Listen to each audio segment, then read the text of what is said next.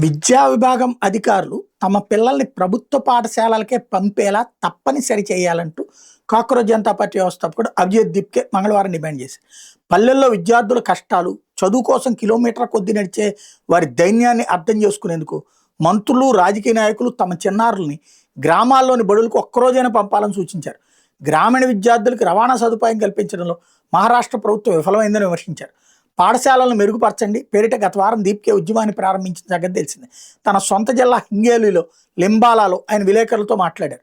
హింగోలి లోక్సభ స్థానం నుండి పోటీ చేస్తారని ప్రశ్నిస్తే ప్రభుత్వ పాఠశాల బాగుపడితే ఎన్నికల్లో పోటీ చేయడానికి ఇబ్బంది లేదని చెప్పారు.